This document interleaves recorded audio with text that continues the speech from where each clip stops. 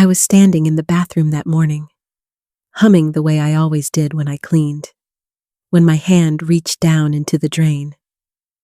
At first, it was the usual mess soap scum, strands of my own thinning silver hair. But then I froze. Wrapped around my fingers was something that did not belong to me. Long, smooth, golden, a blonde hair. I stared at it under the light, holding it up as if it were evidence from a crime scene. I'm 68 years old, a widow who thought she had finally found a second chance at love. I wasn't expecting passion or fireworks anymore, just trust, companionship, comfort. And yet, here I was, standing in my own bathroom, gripping a strand of someone else's life. The questions came fast. Who was she? When had she been here? How long had this been going on right under my nose? My heart pounded in my chest. Not from age, but from a betrayal that cut far deeper than I wanted to admit. The anger rose slowly, bitter and heavy. I wanted to believe it was a mistake, that it meant nothing, but in my bones, I knew. After losing my husband and waiting 16 years to open my heart again, I had let someone into my world who was hiding something from me. That blonde hair was more than just a strand, it was a warning, a crack in the foundation I thought was solid. And as I tucked it away, I realized my life was about to change. But before I tell you what happened next, maybe I should explain how I got here who I am, and how I ended up trusting a man who left me with proof of someone else in my bathroom. My name is Linda Harrison. I'm 68 years old, a retired high school English teacher, and for most of my adult life, I thought I had everything figured out. I married young, raised 2 children who are now grown with families of their own, and spent years building a life with a man I loved deeply. When he passed away 16 years ago, the silence in my house felt unbearable at first. Nights were the hardest lying awake, listening to the creaks of an empty home that once echoed with laughter and conversation. But over time, I learned to live with that quiet. I built routines that gave me comfort. Morning tea on the porch, a crossword puzzle in the afternoon, tending to the little garden out back. My days had a steady rhythm. Predictable, yes, but safe. And after so much loss, safety felt like a blessing. Still, life has a way of surprising you when you least expect it. 3 years ago, I met George Miller at the Senior Center's book club. He was 72 then, a widower himself, with a gentle smile and a way of listening that made me feel seen again. We slipped into companionship as naturally as 2 rivers joining. No fireworks, no whirlwind romance, just Sunday breakfasts, quiet evenings with old movies, and the comfort of knowing someone would be there to share the ordinary details of life. After years of being alone, it felt like I had finally found my second chance at love. And I wasn't navigating this season of life alone. My best friend, Carolyn Brooks, had been by my side for over 4 decades. We'd raised our children together, supported each other through heartbreak, sickness, and funerals. At 66, she carried her own scars, but she was still my safe harbor, the one person I thought I could always count on. Looking back, I see how much I cherished that sense of stability, how much I believed that my world had finally settled. But sometimes what feels steady is only an illusion. Sometimes the cracks are already there, waiting for the right moment to reveal themselves. And in my case, it all started with a single hair I wasn't supposed to find. It was such a small thing, really. A single strand of hair, lying across the edge of the bathroom sink. The morning light caught it in just the right way, making it shine like a thread of gold against the white porcelain. I froze. My hand stopped halfway as I reached for my toothbrush. It wasn't mine. I've worn my hair short and gray for years, cropped close to my shoulders. This one was long, silky, unmistakably blonde. I bent closer, as if the angle might somehow explain it away. Maybe it was from a scarf, a stray fiber from laundry. Maybe it had clung to George's coat when he hugged someone in passing. But deep down, I already knew those excuses were thin. I touched it with the tip of my finger, almost afraid of it. How could something so delicate feel so heavy? That single strand weighed more than stone. I remember standing there, staring at it, my mind racing in circles. Questions piled up, each one more unsettling than the last. Who had been here? Why in my bathroom? Why now I tried to shake it off? George had been kind to me, steady, reliable. He wasn't the type to play games. At least, that's what I told myself as I flushed the hair down the drain. But the thought didn't wash away as easily as the evidence. It lingered in the back of my mind, whispering. That evening, I watched George more carefully than usual. The way he avoided my eyes when I asked about his day. The slight hesitation before he answered simple questions. Maybe I was imagining it. Maybe I was projecting my own paranoia. But once suspicion takes root, it's hard to unsee. Every pause, every half-smile began to look like a cover-up. I caught myself staring at him across the dinner table, fork in hand, wondering, was I sharing my life with someone who was hiding things from me? The thought was like swallowing glass sharp, painful, impossible to ignore. And yet, part of me hated myself for even thinking it. After all we'd been through, after finally opening my heart again, was I really going to believe that a single hair could unravel it all? But that's the cruel thing about doubt. It doesn't need proof to spread. It only needs the smallest seed. And from there, it grows like a weed through everything you thought was solid. That night, when George fell asleep beside me, I lay awake, staring at the ceiling. I kept replaying the scene in the bathroom, the glint of that blonde strand, the way it looked out of place against my sink. My chest ached with the weight of it. I told myself it might be nothing, but I also knew myself well enough to recognize that once I felt the edge of a lie, I couldn't let it go. I had to know the truth, and so that was the beginning. The moment the first crack appeared in the picture I had painted of my life. A crack that would widen with every passing day until the whole thing threatened to shatter. Because sometimes betrayal doesn't come crashing in all at once. Sometimes it starts quietly, with nothing more than a single strand of hair. I tried to tell myself it was just a hair, that I was overthinking. But once suspicion takes hold, it changes the way you see everything. Suddenly, George's little quirks didn't feel so innocent anymore. At breakfast, I noticed how he kept glancing at his phone, screen tilted away from me. At dinner, he seemed distracted, like his mind was somewhere else. When I asked about his errands, his answers came too quickly, rehearsed almost, and then he'd shift the topic as if hoping I wouldn't linger on the details. I began keeping track, quietly, like a student collecting notes for a test. What time he left, what time he came home, whether his clothes smelled faintly of perfume that wasn't mine.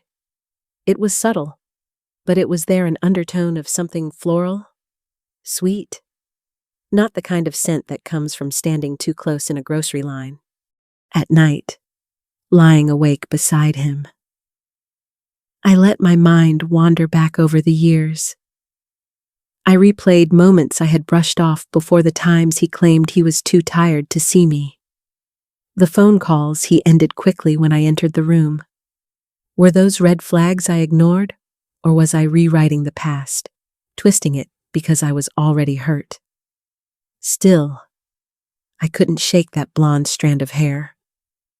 It gnawed at me until I finally gave in to a quiet sort of detective work. Not dramatic, just subtle. I scrolled through social media late at night, searching for clues, and that's when I stumbled onto something that made my chest tighten. Carolyn. She had posted a photo of herself at a cafe just last week, smiling, a fresh new look catching the light. Her hair, once a soft brown, was now a striking shade of blonde.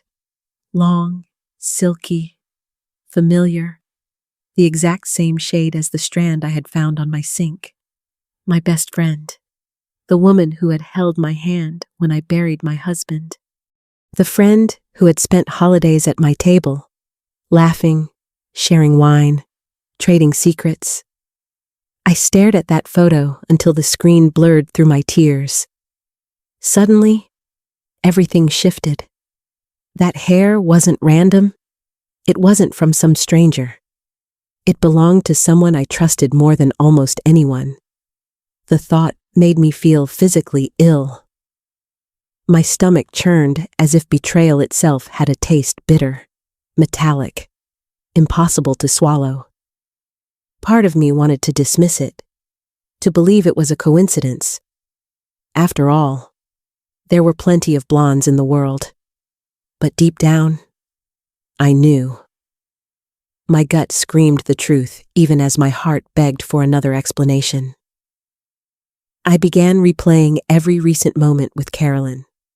The way she asked about George, always with that playful curiosity. The times she offered to stop by when I wasn't home, insisting it was just to drop something off. The little smiles, the knowing glances I never questioned. Suddenly, they all painted a picture I didn't want to see. By the time I closed my phone that night, I was shaking. The suspicion had grown roots, deep and undeniable. I couldn't ignore it anymore. Something was happening between George and Carolyn, and whether I liked it or not, I was going to have to face it.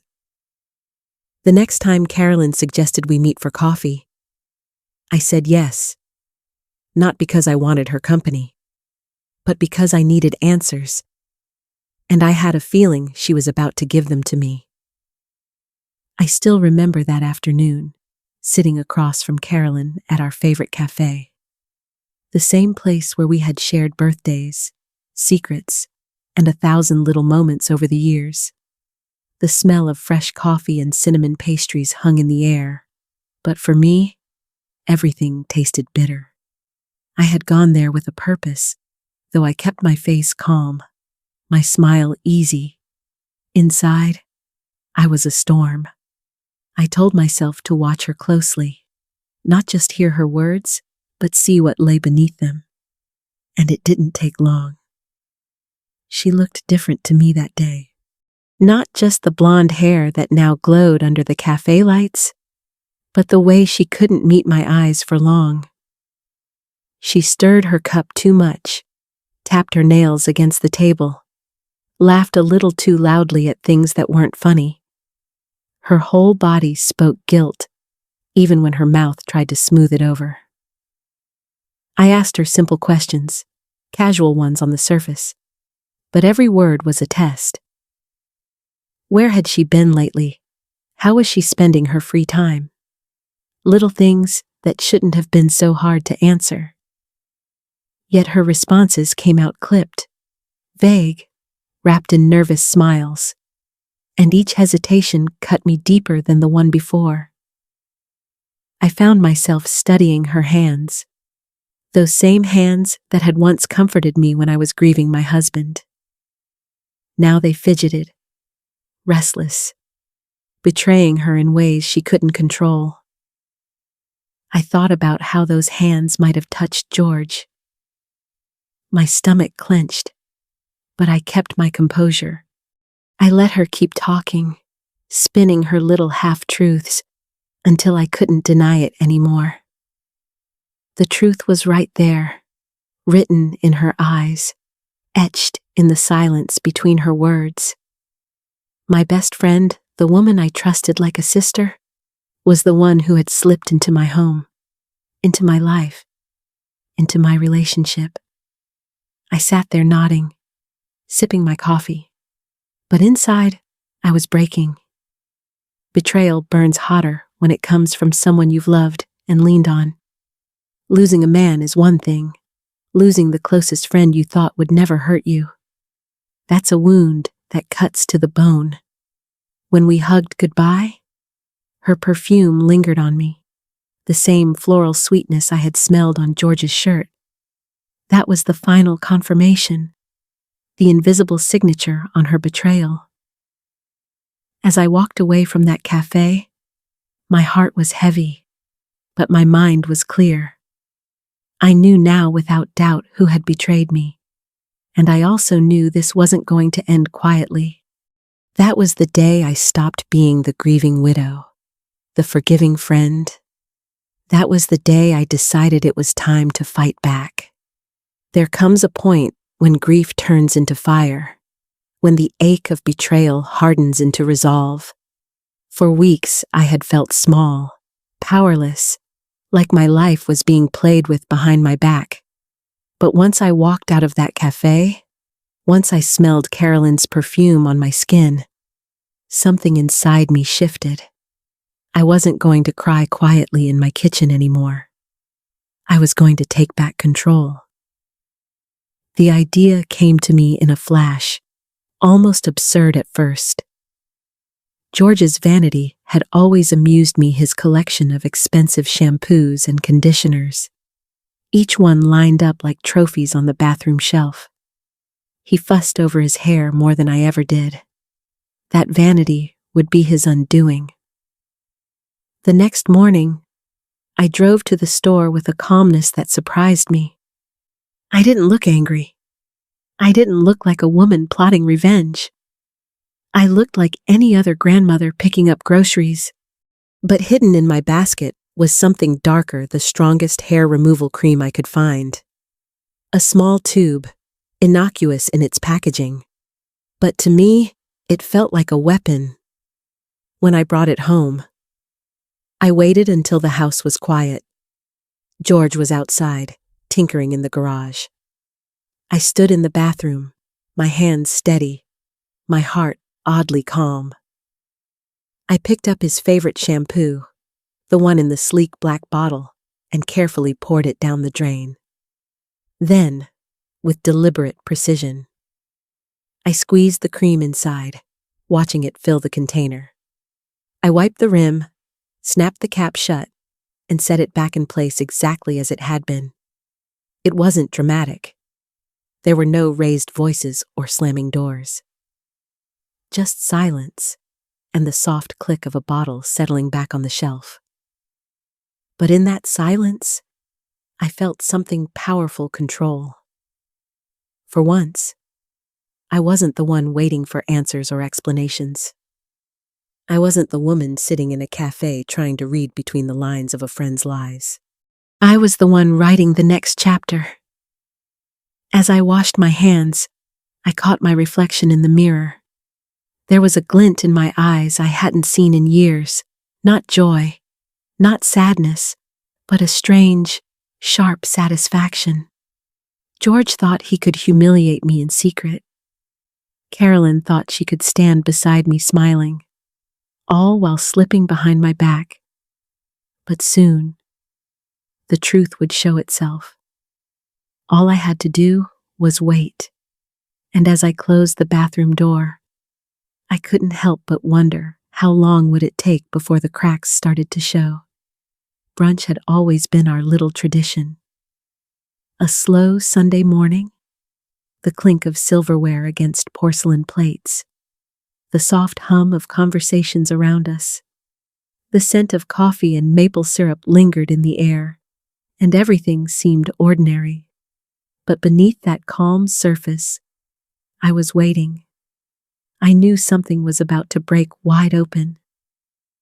When George walked in, I almost laughed at the sight, but I didn't. I kept my face steady, composed.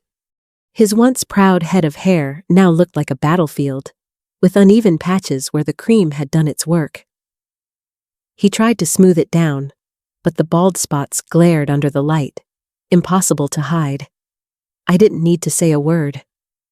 The moment spoke for itself. I shifted my gaze to Carolyn. That was the real show. Watching her face fall, her eyes widen, the flicker of recognition as she realized what she was looking at. Her shock wasn't just about George's appearance, it was the horror I left that brunch with my heart pounding. Not from fear, but from the weight of finality. For so long I had poured myself into George, believing that companionship in old age was a gift worth protecting. For so long I had trusted Carolyn, the friend I thought would stand beside me through every storm. And yet, both of them had chosen betrayal over loyalty. The humiliation stung, of course, seeing them together in their guilt. Watching their lies crumble in the light of day, it burned. But as I walked away, the burn turned into something else, a cleansing fire, a reminder that I was stronger than both of them combined. I thought about all the nights I had comforted Carolyn, the meals I had shared, the laughter that now rang hollow. I thought about the mornings I brewed coffee for George, the gentle routines that had felt like home. All of it, gone in an instant, and still, I was standing, still breathing, still me. That was the revelation. I didn't need them. Not their lies, not their pity, not their half-hearted apologies. I had survived worse. I had buried a husband. I had rebuilt a life from ashes. I could certainly survive walking away from two people who never deserved the pieces of my heart I gave them. As I packed George's things into boxes, I felt no tears, only resolve. Each shirt folded, each item tucked away, was another thread of him cut clean from my life. As for Carolyn, I deleted her number, her photos, her presence from my days. Erasing her wasn't easy, but it was necessary.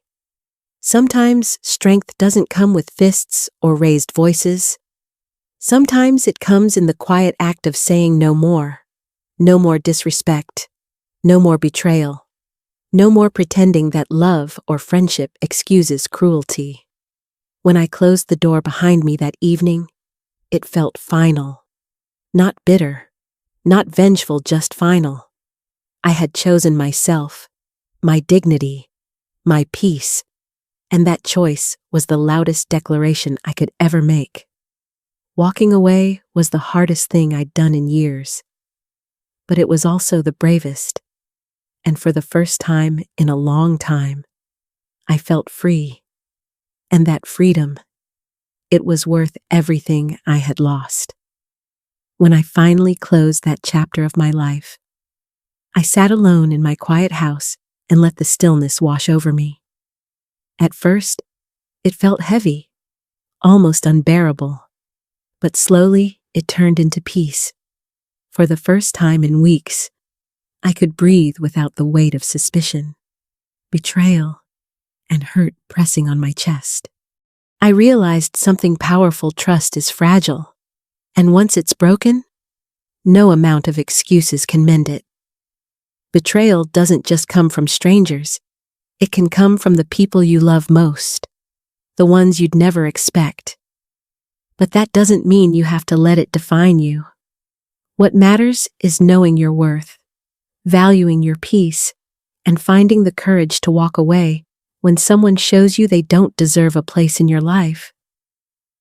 Sometimes the bravest thing we can do isn't fighting harder for a relationship, it's letting go. I won't pretend it doesn't hurt. It does. But pain fades, and dignity lasts. I chose myself, and that choice gave me back a kind of freedom I didn't know I had lost.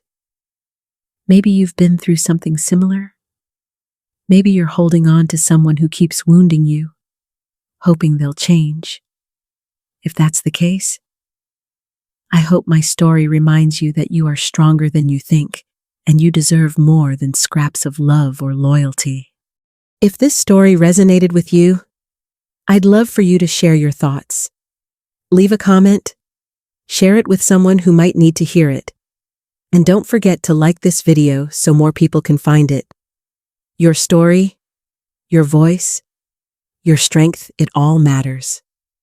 And above all, remember this: choosing yourself is never the wrong choice.